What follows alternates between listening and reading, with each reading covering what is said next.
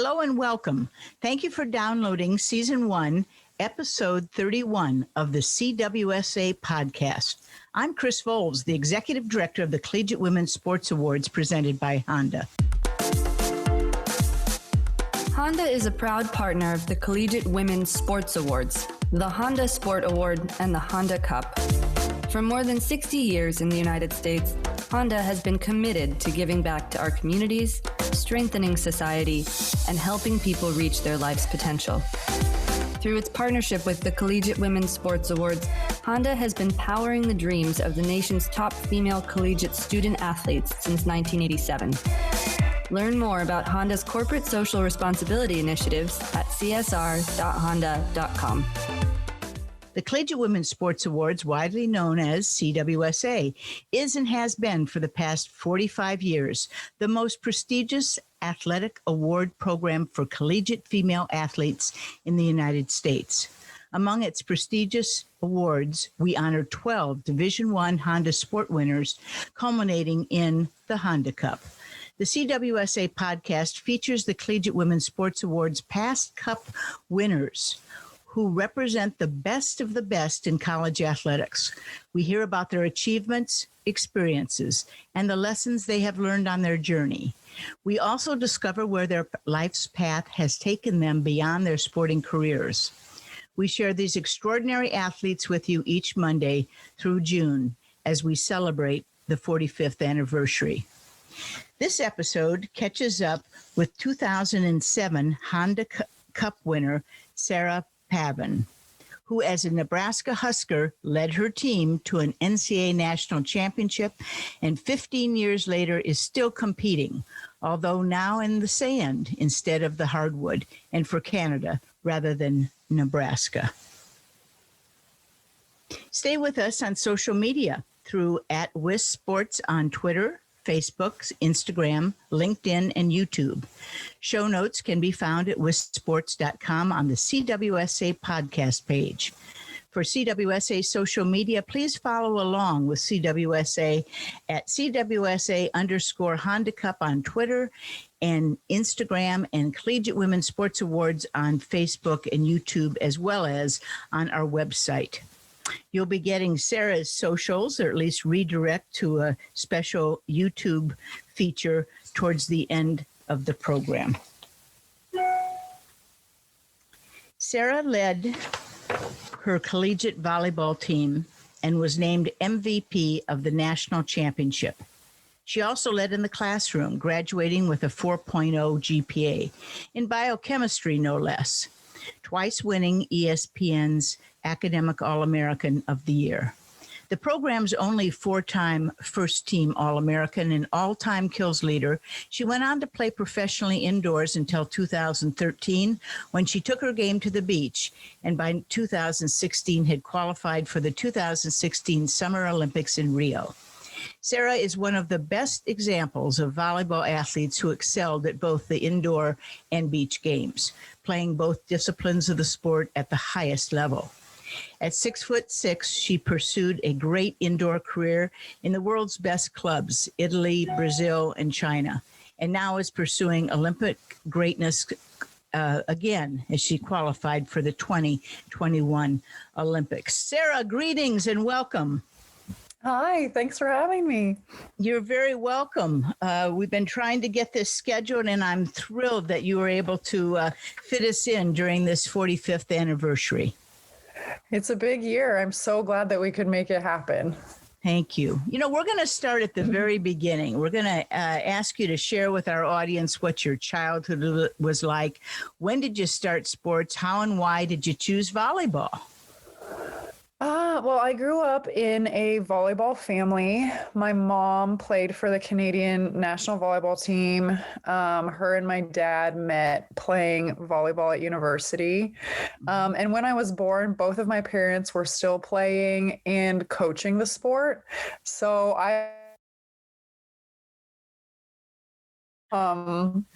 I fell in love with volleyball, but all sports. And believe it or not, my first sport was gymnastics. You wouldn't guess that looking at me now. But yeah, I played everything from, I did club soccer, club basketball. I played tennis, badminton, you name it. But volleyball always had a really special place in my heart. And yeah, I pursued that with the most excitement of anything. I was always a really, really competitive kid. I loved being active. And so sports were so important to me from day one. It seems like it comes by quite naturally. And of course, with the Canadian sports being a little bit differently than the United States, and somehow they were able to capitalize on all that background. And by the age of 17, I think it is, you were on the Canadian national team. Did I get that right? Yeah, so I was in the national team pipeline starting when I was 14. I was with like the junior national team program. Mm-hmm. And then when I was 16, I got called to try out for the senior women's team. And obviously at that age, I had no expectations of making it. But I thought that it would be a great opportunity to just see where I stood in relation to the best volleyball players in my country, and just like to go home with some takeaways of things that I can work on and get better at. Because I mean, playing for the national team was my ultimate goal. And surprise, they told me I made it, and I was shocked. And so yeah, 16, the summer after my junior year of high school, I think, I was traveling with the national team. Wow. And what were the challenges and benefits of that briefly? It was challenging.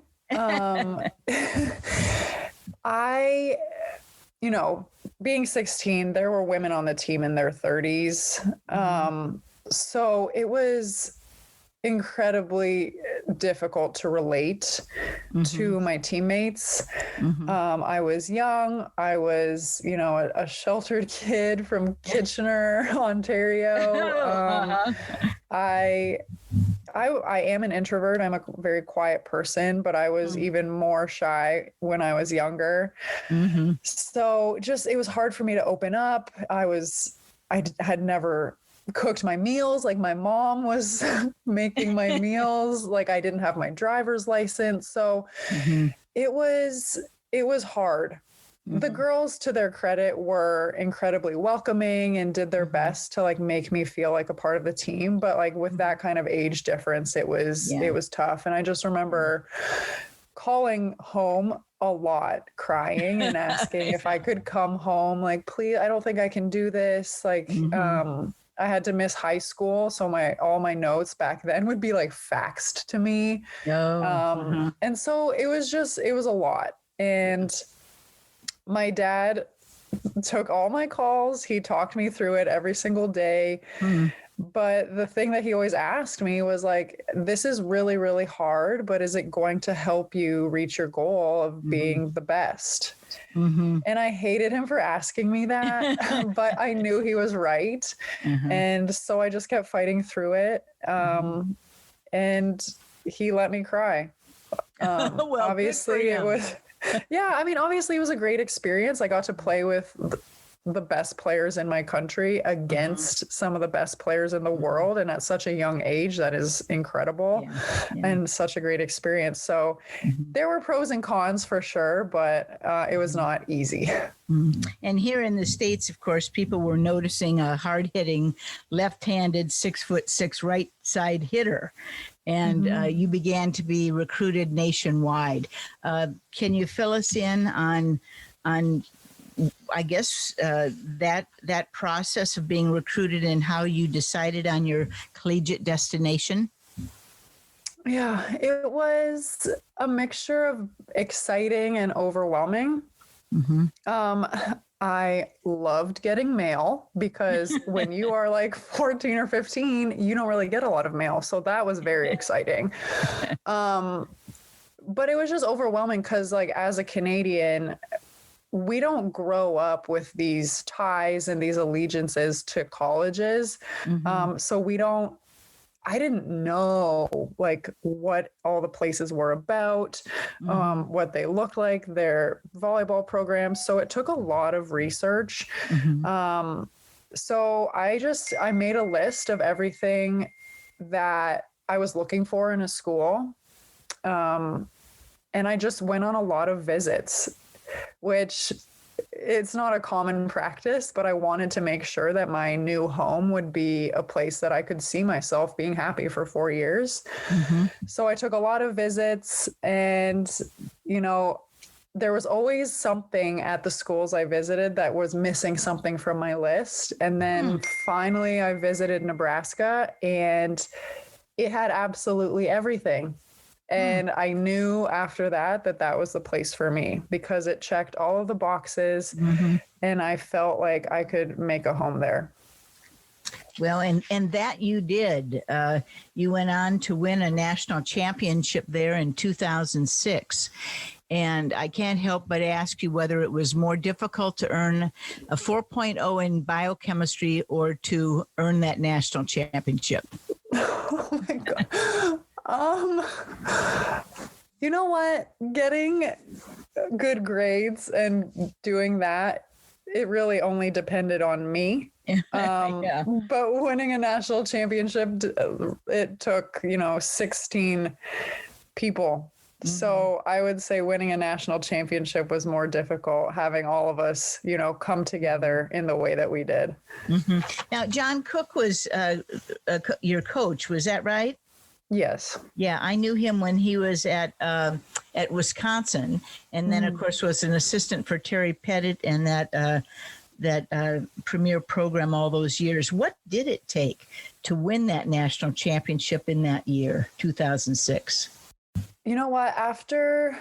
In that season, we had lost our ABCA Player of the Year from 2005. She had shoulder surgery. And so that was unexpected, and it added a little bit of adversity, but it also empowered certain players to step up and just to take on a role that they didn't necessarily have the green light for previously. And so you could just see the team rallying around those players and just developing such deep bonds and relationships. We took a trip to China and Japan that summer before the season. And I mean, it wasn't China and Japan as it is today. It was much different. And just to see us come together and just become friends and get to know each other so much more than we already did. To this day, I haven't played on a volleyball team that had those kind of bonds where all of us were such close friends. And I'm not saying that that's necessary for every team, but for us, I think that was a huge difference maker, is that we just had this unshakable bond together. What is some of the best advice you were given, whether it be from your dad who coached you, from the Canadian coaches, or by then your collegiate coaches? Oh my goodness. I mean, Coach Cook was always really good at leaving us messages in our lockers. Whether it was a handwritten note or a quote, and he would make them personalized to each person.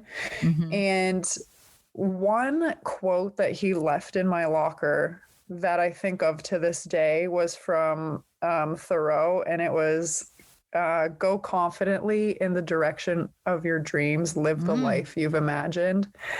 Because he knew that my volleyball aspirations extended further than college. And so just seeing that and feeling seen and understood,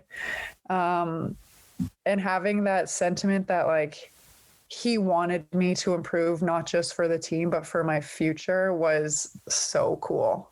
And I think he says in some of the interviews that I have gone back and listened to that he felt a real responsibility, because he knew you were not destined, but likely to take that next step further than many other people. and his coaching got better, the team stepped up. Did you feel that, or was it just so natural of a transition that it wasn't as though you were singular, as you never are on a volleyball team, right? You're always part of a team. Yeah, volleyball is definitely a very unique sport in that one person cannot do everything. It's just everybody relies on each other for every time the ball comes over. But I improved tremendously during my time at Nebraska. Mm-hmm. And I really believe that playing at Nebraska and in the NCAA, like, really prepared me for my professional career. Not even just on the court, but just like the standard of professionalism and excellence that was a part of my day-to-day life. Mm-hmm.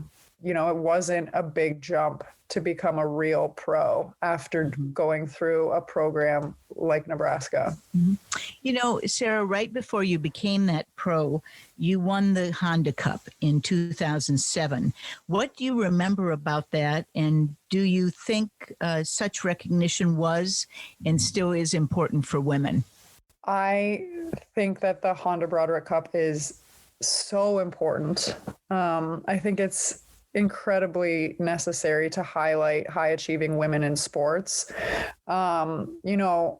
Young girls drop out of sports at like twice the rate of boys, starting at like the age of 10. And for me, that's heartbreaking. As someone who has had sport as such an integral part of my life from day one, and then to have my career because of sport, it really breaks my heart to see girls walking away from it so early. So to have visible, strong female role models who rely on sport and who have sport as such a part of their being is important to just continue that and to show girls that it is something real and something valuable, and that even if you don't pursue it at the professional level or even in university, that like there are so many great qualities and traits that you can help develop by just being a part of a team. And so I think it's so important to highlight women in sport.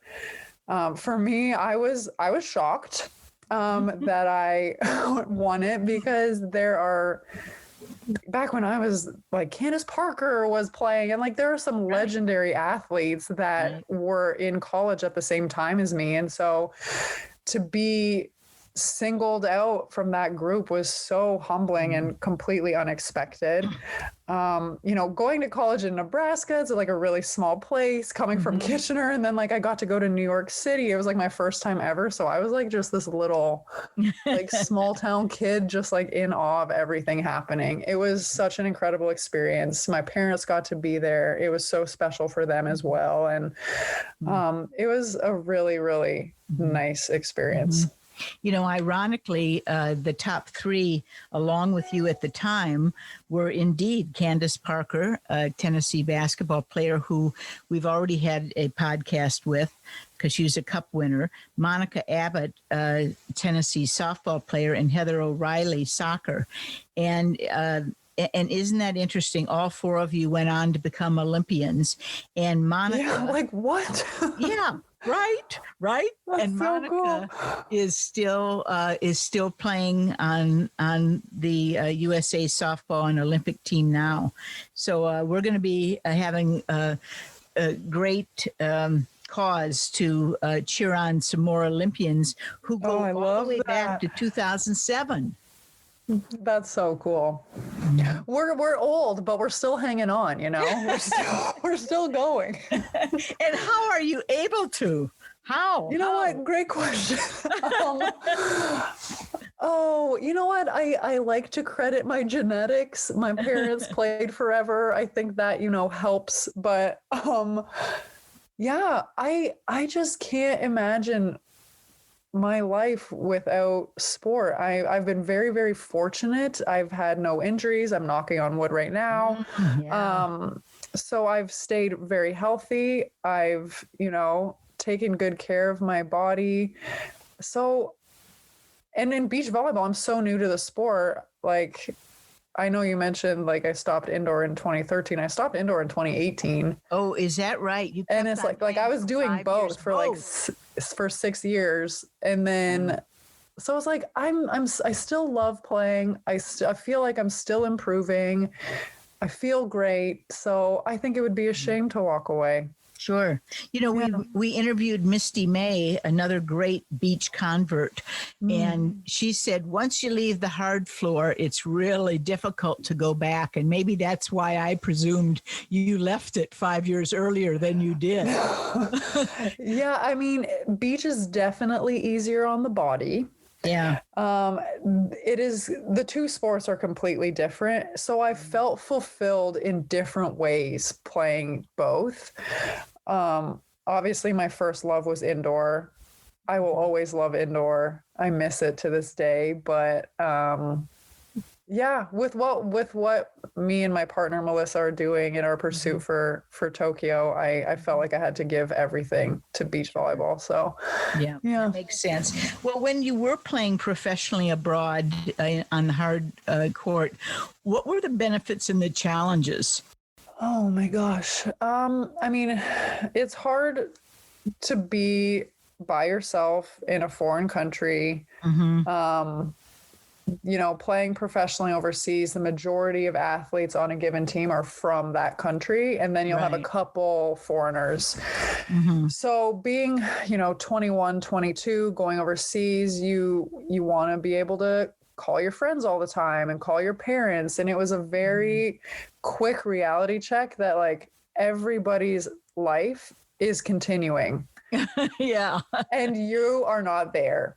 And so to be able to like reconcile that and understand that like you have to build your own life here and you're alone. So you need to make friends and make sure to have some hobbies and don't rely on people that are halfway around the world for your happiness. I learned that very quick. It's also like I said, Nebraska prepared me tremendously for the demands of a professional career. But I also learned like it is very important to be your own advocate because people will get as much as they can out of you, especially in a performance industry. Sure. And you have to advocate for your own limits and what you are capable of providing. And nobody can do that but you. And as a 21-year-old, and working with a team and like always listening to what the coaches say, like that can be a hard transition. So there's like the balancing act of being a professional and doing absolutely everything you can to be great while understanding that like if you're hurting, it's okay to miss a practice. And it doesn't say anything about you as an athlete. But I mean, I made some incredible friends from all over the world. I got to compete with and against the best athletes and coaches in the world. I got so much better. I learned so many new things, being immersed in new cultures, and not just as a tourist, but like really living in a new culture. Those are things that I will never forget. It was amazing. You know, we always refer to our CWSA Cup winners as this elite sisterhood. And I would like you, if you can, to select a few adjectives or descriptors for the other 4 Honda Cup winners who were volleyball players over our 45 years. And certainly you can just say pass if you don't have ready an adjective or a descriptor. I'm going to start with Deetra Collins. I do not know her, so I'm going to have to pass. Okay, Hawaii middle blocker. Ogana Nanami. Oh, okay. She was my host when I visited Stanford. Stanford. Yes. Oh my gosh, she was so fun. I mean, that is an adjective. I don't want to use fun. You know what? Yes, she was fun. That's what I'm going to go with. Yeah. Well, check out her podcast because she's still a lot fun. And, she has a podcast? Well, our podcast that we did with her. So she was on this too. Oh, yeah. Amazing! Yeah, so check that out. As of June, I think she is starting her residency to be a surgeon at Harvard University. Wow. So she pursued her goal to be a doctor after having played in a couple of Olympics and professionally. Good for so her. you had a pretty good host there at Stanford. How about Misty May? I want to say legend. Legend on the beach, huh? Well, even indoor, she was very impressive, but on the beach, legendary for sure. Yeah. And check out her podcast as well. Megan Hodge, remember her at all? Yeah, I do. She visited Nebraska, and I've played against her in my last professional season in Italy. Oh my gosh. Homecoming then. I believe she's at Penn State, right? Penn State, yeah.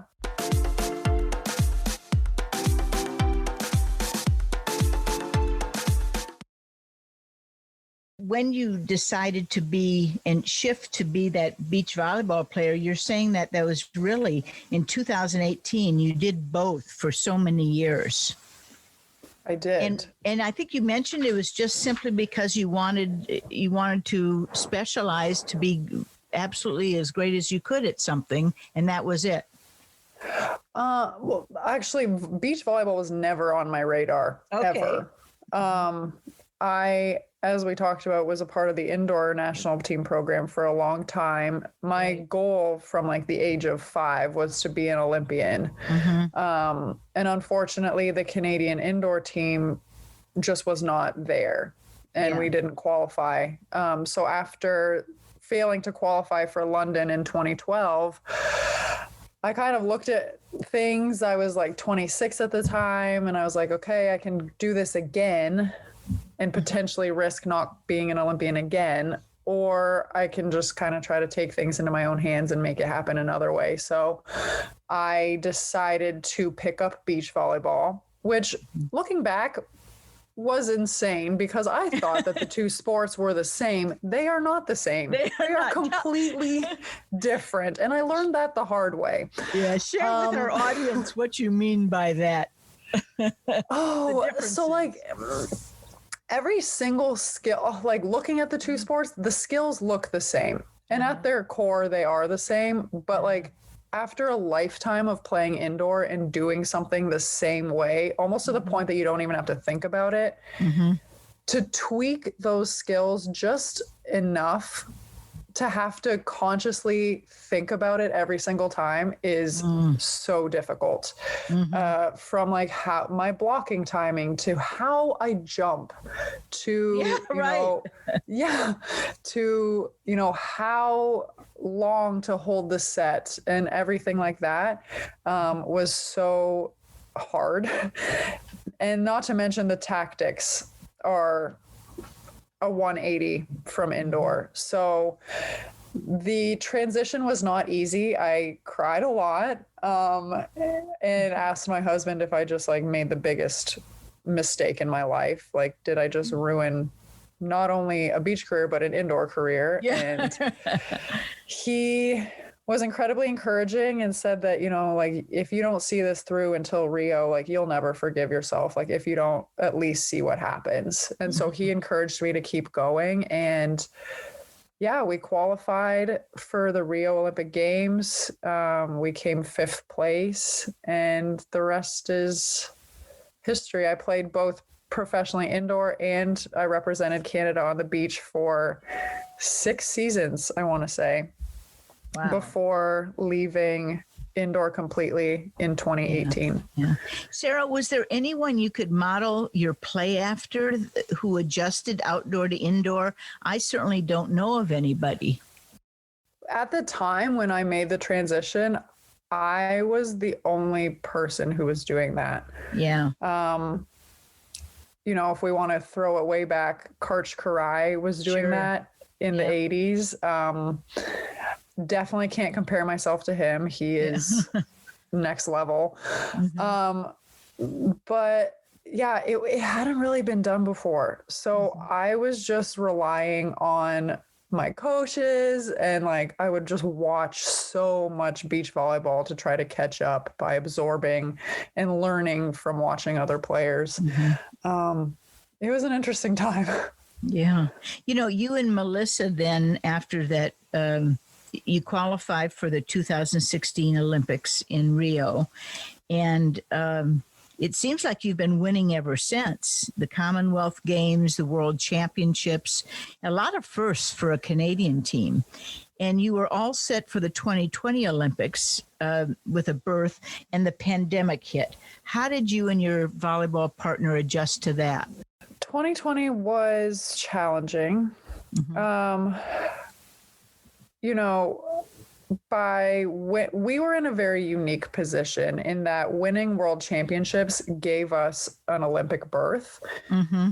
but we were the only team that knew that we were qualified. Mm-hmm. So when everything got canceled in 2020, nobody knew if they were going to accumulate enough tournaments to even be in the running. So Melissa and I, like, in that regard, were able to rest easy. Mm-hmm. Obviously, heading into the 2020 season, we were continuing our momentum from 2019. We were playing at a very, very high level. And at that time, early March, I was convinced that we were going to win Olympic gold a few months later. Mm-hmm. And then everything stopped. And so there was a lot of uncertainty. How long is this going to last? Like, should we keep in shape as long as we can? Because maybe we'll have a season in August. And so there was just so much was up in the air. It was really hard to deal with, and nobody could plan anything. Melissa and I went our separate ways pretty much from March until January of this year. We didn't touch a volleyball. We just worked and continued to work on the things that we could control. And so that was strength and conditioning. Mm-hmm. We could do that where we were in our own spaces. We've played volleyball for long enough that we knew our skills wouldn't completely go away. Sure. So we just stayed in shape, got really strong, and just did everything we could to be ready for each other when we could come back together. But it was also like, well, are we going to be able to maintain the same like momentum, or is our relationship going to be as strong, or the other team's going to catch up? And there were a lot of difficult thoughts running through our heads, but we just put our heads down, kept working, and here we are. We've survived. Here you are. Now, you told me that you'll be headed off to Russia, and this will not air and probably until you're there or back. What's going on in Russia at this time of year? So there are 2 Olympic qualifying tournaments left. One of them is in Sochi, Russia, and one's in Ostrava, Czech Republic. Mm-hmm. So those 2 tournaments are, even though we've qualified, like, everybody still needs to accumulate Olympic points to determine the final Olympic ranking. Uh-huh. So we're playing in those. Teams will determine their Olympic fate at the end of those 2, if they will be there. And then people who know that they will be there, the ranking will be set. Okay. So we're doing that. And early June, we will know who all the beach volleyball teams will be at the Olympics. Wow. And you have a place, you're playing for a rank or a seed. And yes, many, many others are playing for access to the Olympics. That's correct. Yeah. Wow. Tell us what to watch for in the 2021 Olympics in Tokyo. Oh my goodness. I'm not sure I even know what to expect. Mm-hmm. I don't even know anymore. Like, are there going to be fans there? Or is there going to be anybody? Is it going to be just us on a court? Mm-hmm. So I think I will be just as surprised as you guys. But there are some fantastic beach volleyball teams out there. I think the women's field has gotten so much deeper over this last quad. Mm-hmm. And so if we want to win, if anybody wants to win, we have to be at our best level every single match. Mm-hmm. Right now, the top women's teams in the world are us, an American team, Brazilians, and Australians. So hopefully those 4 will be the ones in the semifinals, but volleyball is an interesting sport. You never know what's going to happen. You're right.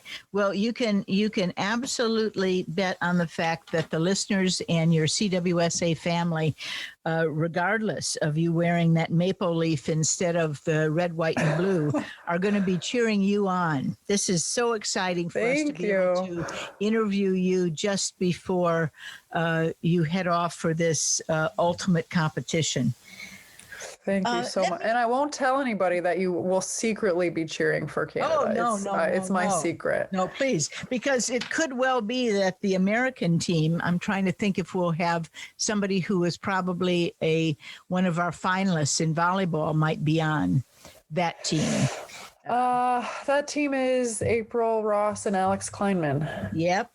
April was one of our finalists. She did not end up being the Honda Sport winner, but a finalist. But you can count on some of us to be cheering you on for this ultimate competition. I have to ask you about your YouTube channel. It features everything volleyball. I love it. It's Sarah Pavan Volleyball, and it helps beginners learn how to perform. And when did you come up with this idea? What do you want to tell the listeners about this? Yeah, I started the channel like at the beginning of COVID. Okay. I like to, spend time with young volleyball athletes, coaching them, etc., and just to see how sad they were at not being able to practice anymore or be with their teams. I decided to start out by putting together videos of things they can do at home, and ways to keep their touch on the ball. And it's just kind of evolved from at home COVID quarantine drills to how to do volleyball skills to strength and conditioning. And it's just evolved into anything volleyball related. So it has been such a fun thing to work on, a really great way for me to connect with volleyball enthusiasts that I might not see on other platforms, and just share some of the knowledge that I've gained over the years with volleyball fans. So it's been an incredibly rewarding experience, and it's so fun to put the videos together.